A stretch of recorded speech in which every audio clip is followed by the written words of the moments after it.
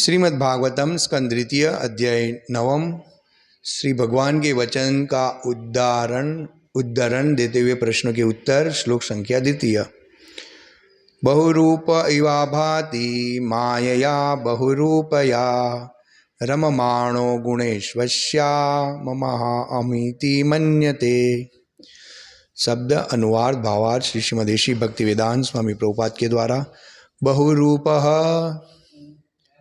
विविध रूप वाली, इव मानो आभाति प्रकट होती है, मायया बहिरंगा शक्ति के प्रभाव से, बहुरूपया विविध रूपों में, रममाणः मानो रमण भोग कर रहा हो, गुणेषु विभिन्न गुणों में, अस्याः बहिरंगा शक्ति का, मम मेरा, अहम मैं, इति इस प्रकार, मन्यते सोचता है। मोहग्रस्त जीवात्मा भगवान की बहिरंगा शक्ति के द्वारा प्रदत्त अनेक रूप धारण करता है। जब बद्ध जीवात्मा भौतिक प्रकृति के गुणों में रम जाता है तो वह भूल से सोचने लगता है कि यह मैं हूँ और यह मेरा है। जीवात्मा के विभिन्न रूप भगवान की मोहमयी बहिरंगा शक्ति द्वारा प्रदत्त विभिन्न प्रकार के वस्त्र है, जो जीवात्मा के द्वारा भोगे जाने वाले वांछित गुणों के अनुसार होते हैं। बहिरंगा भौतिक शक्ति तीन गुणों सतो, रजो तथा तमो गुण द्वारा प्रकट होती है। इस प्रकार प्रकृति में भी जीवात्मा के लिए चुनाव करने की स्वतंत्रता रहती है और उसके चुनाव के ही अनुसार बहिरंगा शक्ति उसे विभिन्न प्रकार के शरीर प्रदान करती है। इस तरह 9 लाख प्रकार के जल जीव, 9 लाख प्रकार के जल जीव, 20 लाख वनस्पति जीव, 11 लाख कीड़े मकोड़े तथा सरीसृप 10 लाख, पक्षी 30 लाख, विभिन्न जंगली पशु तथा 4 लाख मनुष्य रूप पाए जाते हैं। इस प्रकार ब्रह्मांड के समस्त लोकों में 84 लाख प्रकार के जीव योनियां पाए जाते हैं और जीवात्मा अपने भीतर विभिन्न गुणों में रमने वाले आत्मा के अनुसार अनेक देहांतरों द्वारा घूमता रहता है। यहाँ तक कि एक ही शरीर में जीवात्मा बालपन से लड़कपन से युवावस्था, फिर युवावस्था से बुढ़ापा और बुढ़ापा से अपने कर्म के अनुसार अन्य शरीर में परिवर्तित होता है। जीवात्मा अपनी निजी इच्छा से शरीर कल्पित करता है और बहिरंगा शक्ति उसे वह रूप प्रदान करती है जिसका वह पूरी तरह से भोग कर सके। चीते की इच्छा अन्य पशु का रक्तपान करने की थी, अतः बहिरंगा शक्ति ने उसे सुविधा संपन्न चीते का शरीर प्रदान किया जिससे वह अन्य पशुओं का रक्तपान कर सके। इस प्रकार जो जीवात्मा उच्च लोक में देवता का शरीर पाना चाहता है उसे ईश्वर की कृपा से वैसा शरीर मिल सकता है, और यदि वह बुद्धिमान है तो भगवान के साहचर्य के लिए आध्यात्मिक शरीर पाने की इच्छा कर सकता है और उसे वह प्राप्त हो जाता है। अतः जीवात्मा को जो थोड़ी बहुत स्वतंत्रता प्राप्त है उसका उपयोग पूर्ण रूपेण किया जा सकता है और ईश्वर इतने दयालु है कि वह मनुष्य को इच्छित शरीर प्रदान करते हैं। जीवात्मा की इच्छा पूर्ति सुनहले पर्वत का स्वप्न देखने के समान है। मनुष्य जानता है कि पर्वत क्या है और वह यह भी जानता है कि स्वर्ण क्या है, किंतु मात्र इच्छावश वह सुनहले पर्वत का सपना देखता है और जब सपना टूटता है तो अपने सामने कुछ और ही पाता है। उसके समक्ष न तो सोना होता है न पर्वत। सुनहले पर्वत की बात तो कोसों दूर रह जाती है। भौतिक जगत में जीवात्मा की विभिन्न स्थितियां विविध शारीरिक रूप में मैं तथा मेरा भ्रांत धारणाओं के कारण है। कर्मी इस जगत का मेरा रूप में सोचता है और ज्ञानी सोचता है मैं ही सब कुछ हूँ। राजनीति, समाज विज्ञान, परोपकार, परार्थवाद आदि की सारी धारणा बद्ध जीवों की इसी में तथा मेरी की भ्रांत धारणा पर आधारित है, जो भौतिक जीवन के भोग की प्रबल इच्छा से जन्य है। समाजवाद, राष्ट्रवाद, पारिवारिक प्रेम आदि विभिन्न विचारधाराओं के अंतर्गत शरीर और शरीर के जन्म स्थान से आत्मा का संबंध मानना जीवात्मा द्वारा असली स्वभाव के भूल जाने के कारण है। मोहग्रस्त जीवात्मा की यह सारी भ्रांत धारणा सुखदेव गोस्वामी तथा महाराज परीक्षित की संगति करके ही दूर की जा सकती है, जैसा कि श्रीमद् भागवतम में कहा गया है। ओम अज्ञानतिमिरन्धस्य ज्ञानाञ्जनशलाकया चक्षुरुन्मीलितं तस्मै श्री गुरुवे नमः। वन्देऽहं श्रीगुरुः श्रीयुतपदकमलं श्रीगुरुन् वैष्णववाच श्रीरूपं सागरजातं सहगण रघुनाथावितं तं सजीवनं साद्वैतं सावधूतं परिजनसहित कृष्ण चैतन्यदेवं श्रीराधाकृष्णपादं सहगण ललिता श्रीविशाखाविन्दान च। हे कृष्ण करुणा सिंधु दीनबंधो जगतपते गोपेश गोपिका कांतम राधा कांतम नमस्तुते। तप्त कांचन गौरांगी राधे वृंदावनेश्वरी वृषभानुसुते देवी प्रणमामि हरिप्रिये। वांछा कल्पतरुभ्यश्च कृपा सिंधुभ्येव च पतितानां पावनेभ्यो वैष्णवेभ्यो नमो नमः। श्री कृष्ण चैतन्य प्रभु नित्यानंद श्री अद्वैत गदाधर श्रीवासादि गौर भक्तवृंद। हरे कृष्ण कृष्ण कृष्ण हरे हरे, हरे राम राम राम हरे हरे। हरे कृष्ण। श्रीमद् भागवतम सभी शास्त्रों का सार है।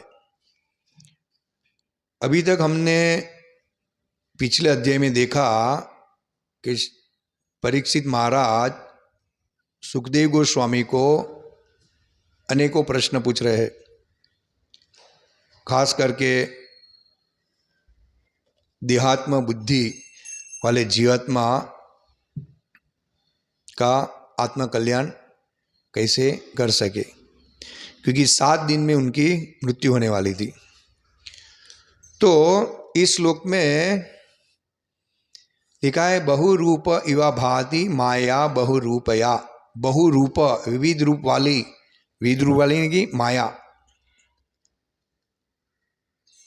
इसमें लिखा है कि जीव को कैसे स्वतंत्रता मिली है और जीव उस स्वतंत्रता का उपयोग कैसे कर रहा है। अगर उस स्वतंत्रता का उपयोग भगवान की प्रेमामय भक्ति में लगाता है और भगवान के साथ उसका संबंध वापिस स्थापित करता है तो भगवान के धाम में जा सकता है। लेकिन अगर वो भोग भोगने की वृत्ति से अहम ममेति, यहाँ पे लिखा है कि मैं और मेरा, समाज विज्ञान, परोपकार, परार्थवाद आदि की सारी धारणा बद्ध जीवों की इसी मैं तथा मेरी की भ्रांत धारणा पर आधारित है, जो भौतिक जीवन के भोग की प्रबल इच्छा से जन्य है। और 84 लाख प्रकार की योनियां भगवान ने बनाई है और जीव स्वतंत्र है। जो योनि में जाना है वो योनि में वो जा सकता है। लेकिन अथोसो ब्रह्म जिज्ञासा खाली एक मनुष्य योनि में संभव है। मैं कौन हूँ, कहाँ से आया हूँ और मेरा वास्तविक संबंध किसके साथ है। तो प्रभुपाद इस तात्पर्य में बता रहे हैं कि अगर मनुष्य चाहे तो विविध प्रकार के शरीर भी प्राप्त कर सकता है, देवलोक भी जा सकता है, और ऐसा एक धाम है भगवान का, वहाँ जाके उस शाश्वत आनंद प्राप्त कर सकता है। वहाँ जन्म मृत्यु जरा व्याधि नहीं है। तो बहुत काफ़ी जो अज्ञानी लोग हैं, मूर्ख लोग हैं, जिसके पास शास्त्र का ज्ञान नहीं है, तो बोलते हैं कि शरीर छोड़ने के बाद हम मुक्त हो जाते हैं। अमुक मूर्ख लोगों की धारणा है कि मनुष्य के बाद मनुष्य शरीर ही मिलता है। हम लोग की धारणा है कि हम ब्रह्म ज्योति में लीन हो जाते हैं, भगवान के साथ एक हो जाते हैं, लेकिन ऐसा नहीं है। अगर ऐसा होता तो यहां 4 लाख योनि का उल्लेख नहीं किया होता। हाँ, कभी कभी हम डिस्ट्रीब्यूशन में जाते हैं, समझाते हैं, कई मूर्ख लोग प्रश्न पूछते हैं कि मनुष्य में से मनुष्य ही आएगा, तो हम बोलते हैं भाई कैसे आएगा? तो एग्जाम्पल देते हैं कि अगर आम का पेड़ है तो उसमें से आम ही आएगा ना, तरबूज या एप्पल ऐसा थोड़ा आएगा। तो मनुष्य शरीर तो मनुष्य ही मिलेगा ना। हाँ, तो फिर वो अज्ञानवश से बोल रहा है, उसके पास ज्ञान है ही नहीं।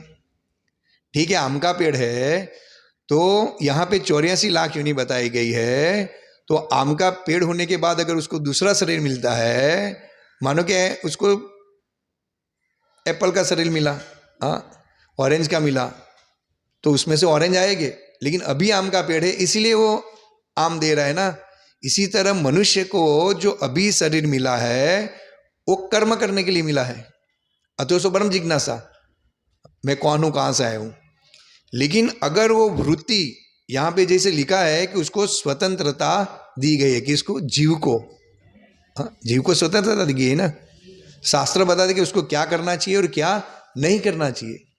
हाँ, अगर वो शास्त्र के अनुसार वो जीवन व्यतीत नहीं कर रहा है और पशु के समान जीवन व्यतीत कर रहा है, तो उसको पशु का शरीर मिलेगा।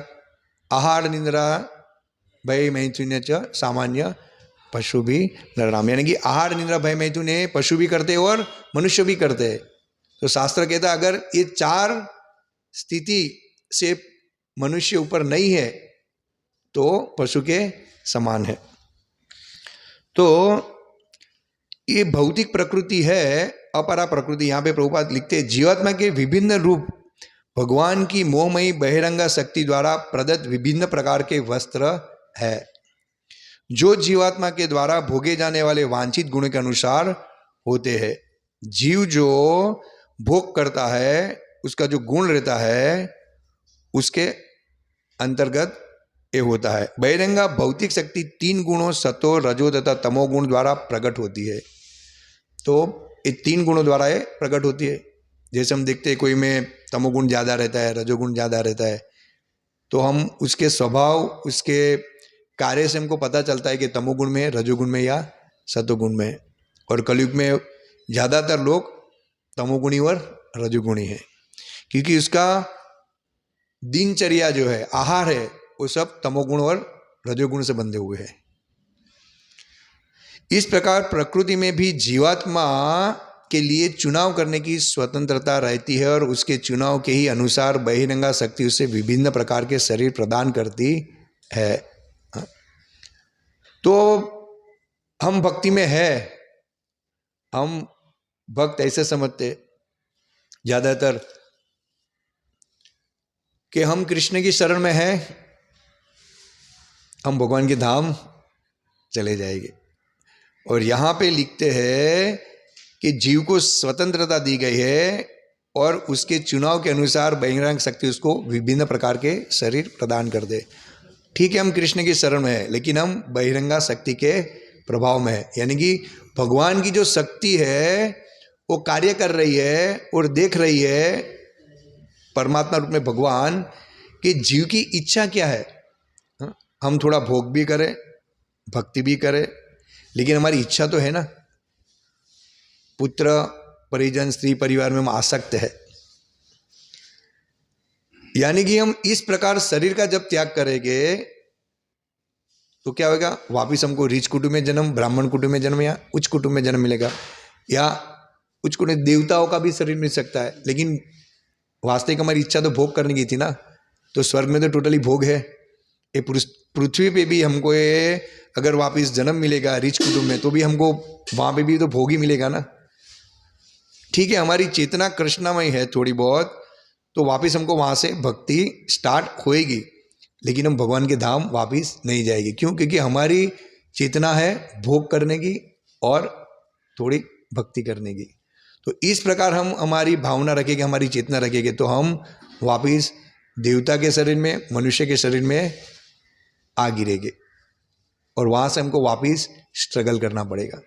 इसलिए भक्तों को खास सावधान रहना चाहिए कि हम ज़्यादा से ज़्यादा हमारा समय है, हमारी जो चेतना है वो कृष्ण भक्ति में लगाए, जिससे अंत काले च मामे मम स्मरण मुक्ता कलेवरम, जिससे हमको अंत समय भगवान का स्मरण हो और हम भगवान के धाम में जाए जहाँ भगवान कृष्ण की प्रेमामय सेवा कर सके।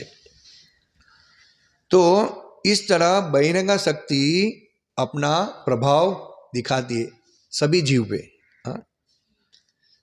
और जो चेतना है उस प्रकार ये जो भगवान की बहिरंगा शक्ति है वो क्या करती है, भगवान के शक्ति के द्वारा वो 84 लाख प्रकार के शरीर प्रदान करती है।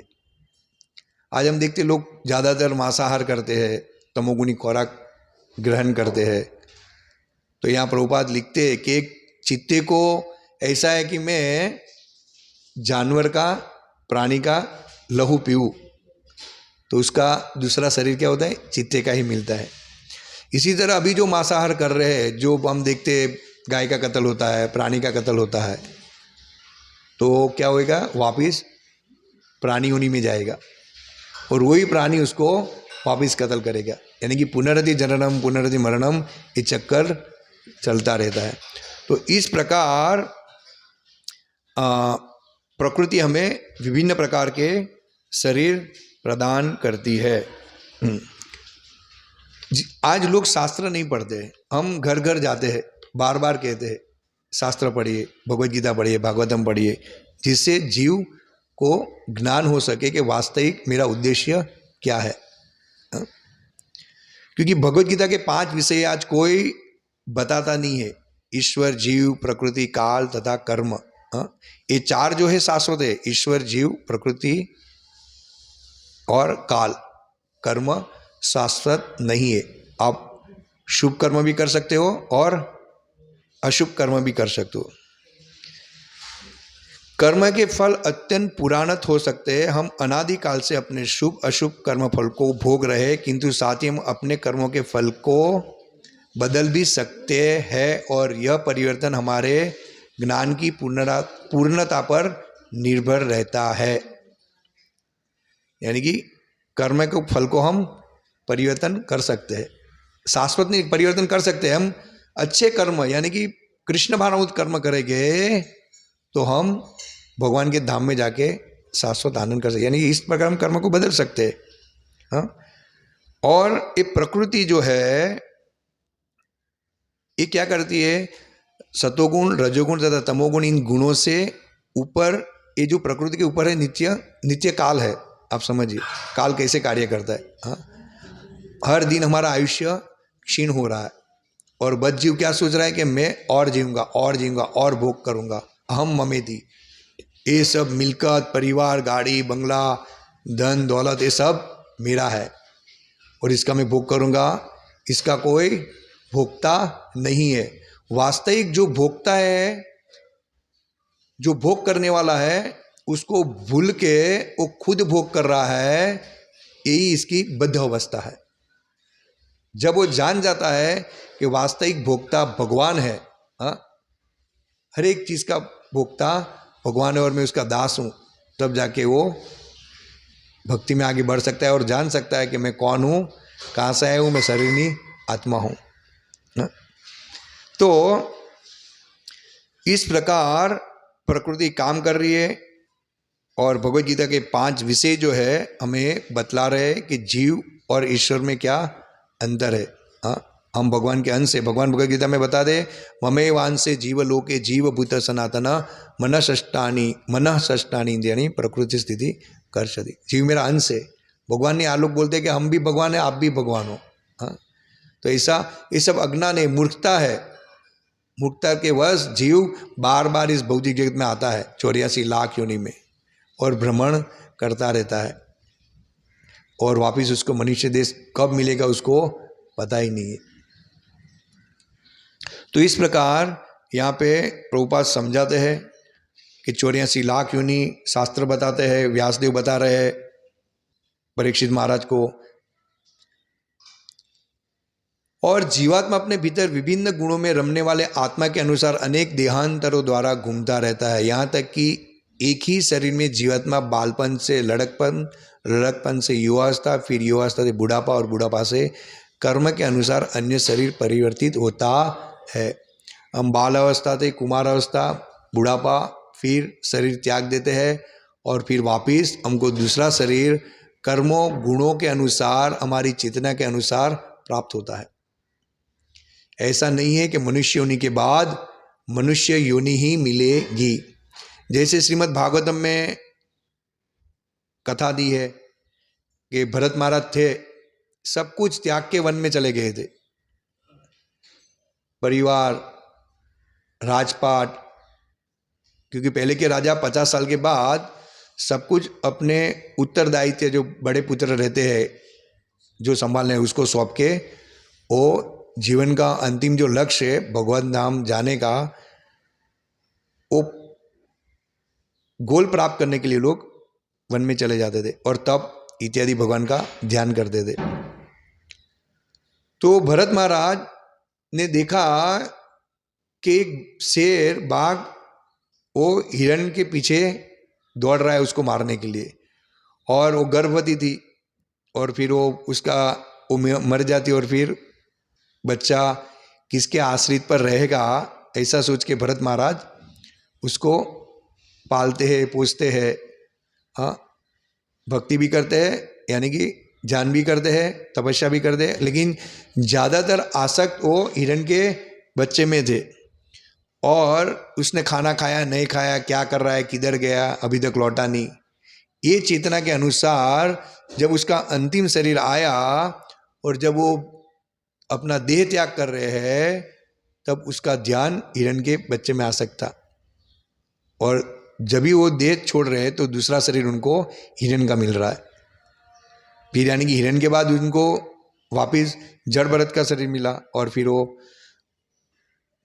भगवान के धाम में गए। यानी कि इससे हमको पता चलता है कि मनुष्य के बाद मनुष्य शरीर नहीं मिलता है। ऐसे कुछ कर्म किए हो तो आपको मनुष्य शरीर मिल सकता है, लेकिन आपकी चेतना मांसाहार करने की हो, लोही पीने की हो, लोही चूसने की हो, या दूसरी कोई चेतना हो भौतिक भोग की, तो इस अनुसार, उस चेतना के अनुसार, वो गुण और कर्मों के अनुसार आपको वो शरीर क्या करती है, माया प्रदान करती है।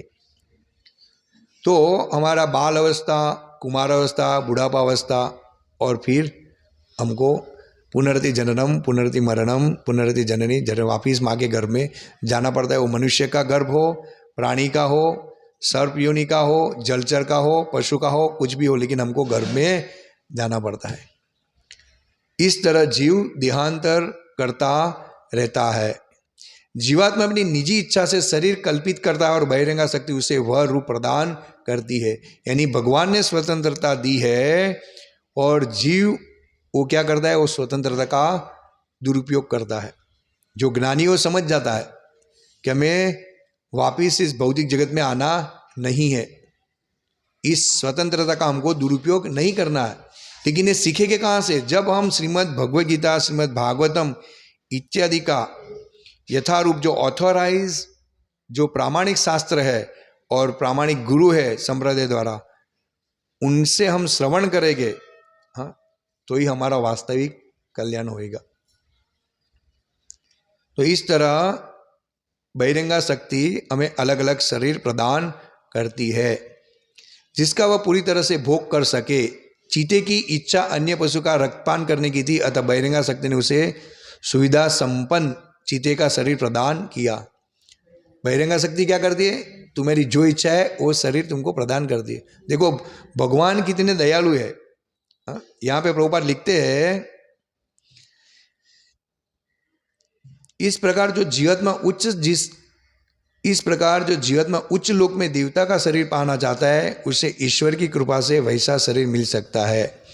और यदि वह बुद्धिमान है तो भगवान के साहचर्य के लिए आध्यात्मिक शरीर पाने की इच्छा कर सकता है और उसे वह प्राप्त हो जाता है। अतः जीवात्मा को जो थोड़ी बहुत स्वतंत्रता प्राप्त है उसका उपयोग पूर्ण रूपेण किया जा सकता है, और ईश्वर इतने दयालु है कि वह मनुष्य की इच्छित शरीर प्रदान करते हैं। भगवान दयालु है। हम कभी बोलते हम पे दुख क्यों आया, हमारे साथ ऐसा क्यों हुआ, भाई वो आपके कर्म के हिसाब से हुआ ना, क्योंकि भगवान दयालु है और आपको स्वतंत्रता प्रदान की है, और वो स्वतंत्रता में आपने ऐसे कुछ कार्य किए हैं उसका फल आपको भुगतना पड़ता है। अगर आपने अच्छे कार्य किए होते, हाँ, भगवान की भक्ति किए होते, तो आपको ये दुख आता ही नहीं ना। और ये दुख का जगत है, दुखालय शाश्वतम, यानी कि भगवान को हमने यहाँ पे इस भौतिक जगत में डाला ही इसीलिए है कि आपने भोग की इच्छा की थी, इसीलिए हमको यहाँ पे डाला है। आपने जीव ने इच्छा की ना, भगवान ने तो इच्छा की ही नहीं।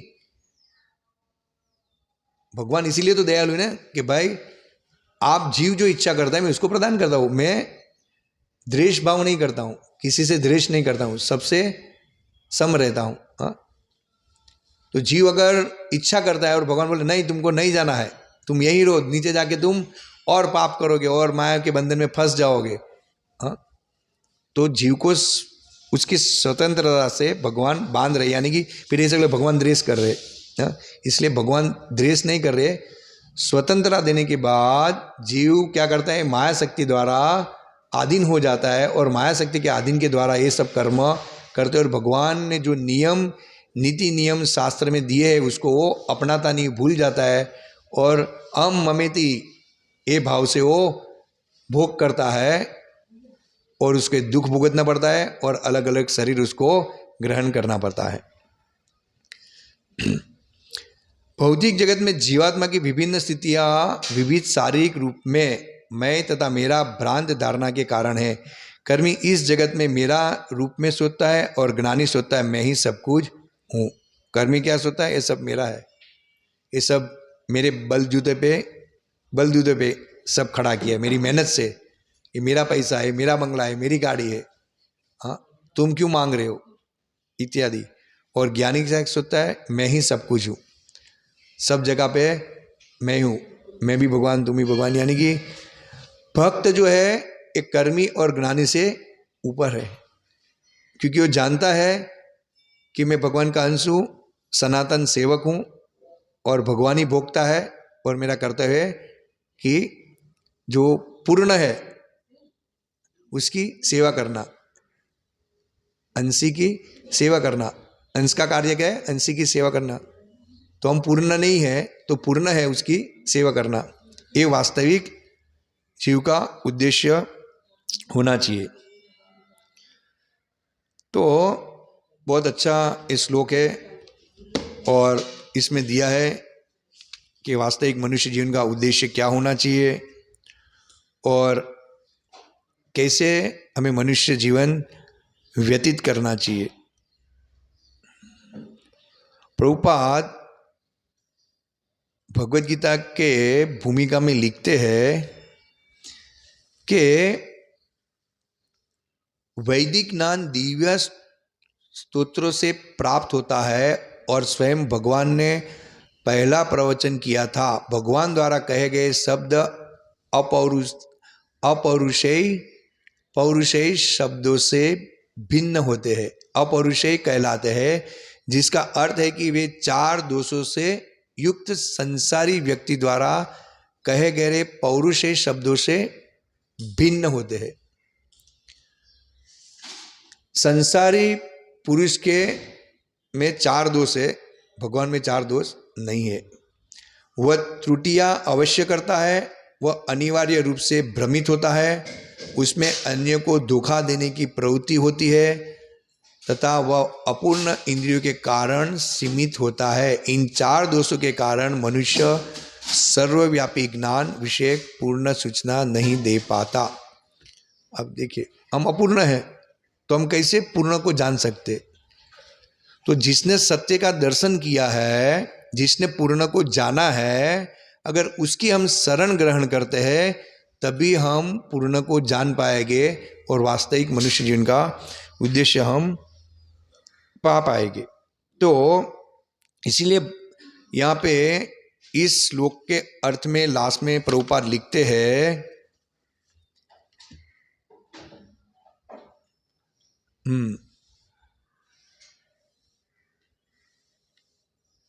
मोहग्रस्त जीवात्मा की यह सारी भ्रांता धारणा सुखदेव गोस्वामी तथा महाराज परीक्षित की संगति करके ही दूर की जा सकती है, जैसे कि श्रीमद् भागवतम में कहा गया है।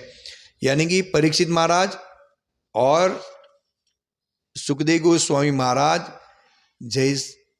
जैसे महान आत्माओं की संगति के द्वारा ये हमारी भ्रांतना दूर हो सकती है।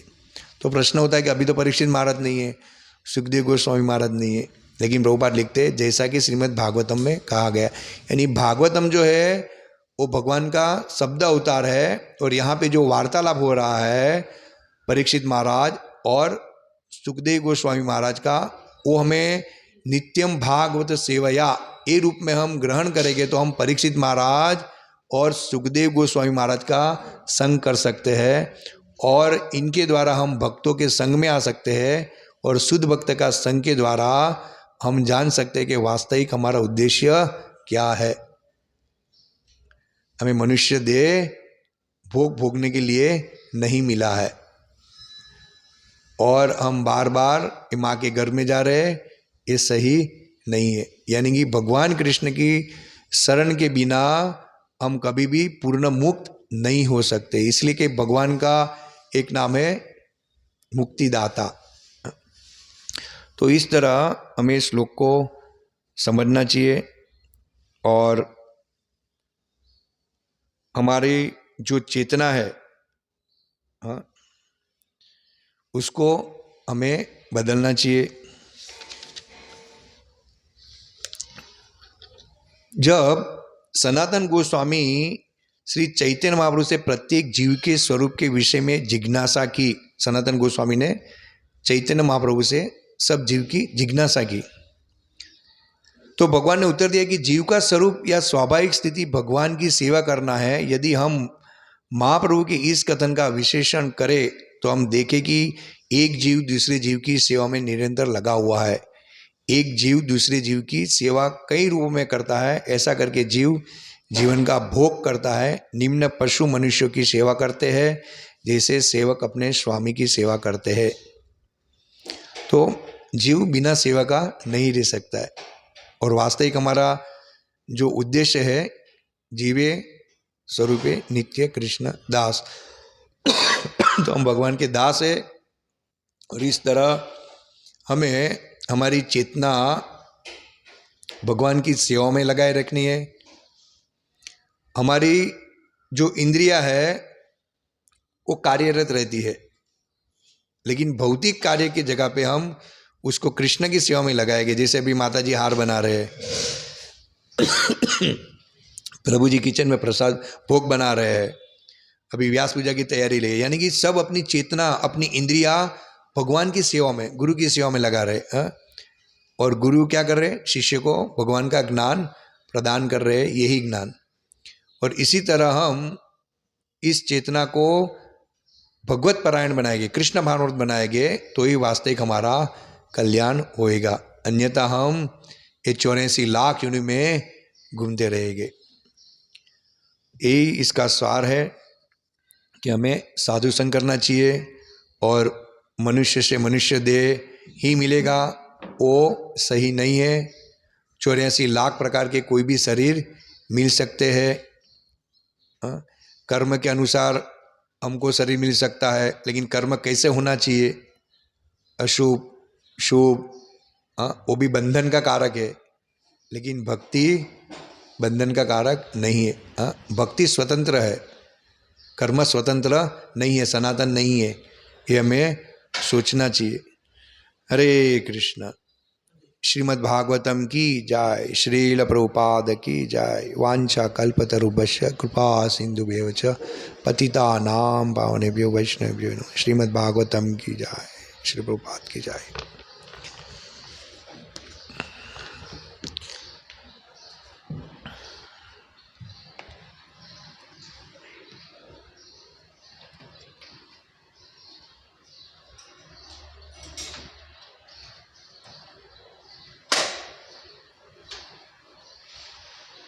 आरती किस पे होती है सूर्यास्त में?